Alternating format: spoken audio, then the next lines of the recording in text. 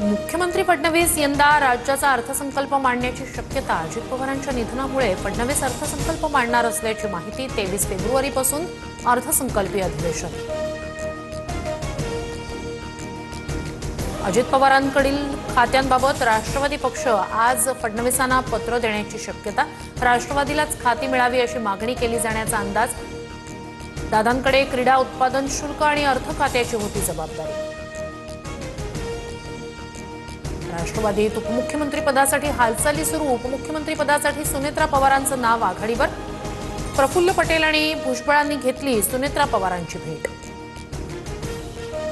राष्ट्रवादीच्या राष्ट्रीय कार्यकारिणीची लवकरच बैठक होण्याची शक्यता. राष्ट्रीय अध्यक्षांच्या निवडीसाठी बैठक बोलावण्याची शक्यता.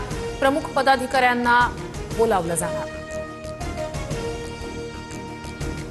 दृश्यमानता कमी तर सीसीटीव्ही फुटेज इतकं स्पष्ट कसं? राष्ट्रवादीतील ज्येष्ठ नेते यावर का बोलत नाहीत? अजित पवारांच्या अपघातावरून सुषमा अंधारेंचा सवाल. भाजपनं दादांवर केलेले 70,000 कोटींच्या घोटाळ्याचे आरोप थोतांड. सामनाच्या अग्रलेखातून निशाणा. बदनामीबाबत मोदी फडणवीसांनी दादांच्या कुटुंबियांची माफी मागावी अशी मागणी. राज ठाकरे आणि उद्धव ठाकरेंविरोधात वक्तव्य करणाऱ्याला शिवसेना आणि मनसे कार्यकर्त्यांची मारहाण. नालासोपाऱ्यात काढली धिंड. संबंधित व्यक्ती सध्या पोलिसांच्या ताब्यात. सोलापुरात एका मुलाकडून आजोबा आणि आत्याला बेदम मारहाण. करमाळा तालुक्यातील शेलगाव वांगीमध्ये शेतीच्या कारणावरून भांडण झाल्याची माहिती. 4 जणांविरोधात गुन्हा दाखल. जिल्हा परिषद निवडणुकांच्या तारखांमध्ये बदल. 7 फेब्रुवारीला मतदान तर 9 तारखेला मतमोजणी होणार. अजित पवारांच्या निधनामुळे राज्यात 3 दिवसांचा दुखवटा.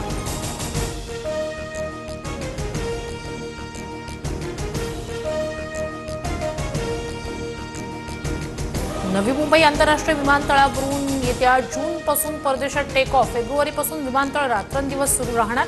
उड्डाणांची संख्या 23 वरून 34 पर्यंत पोहोचणार.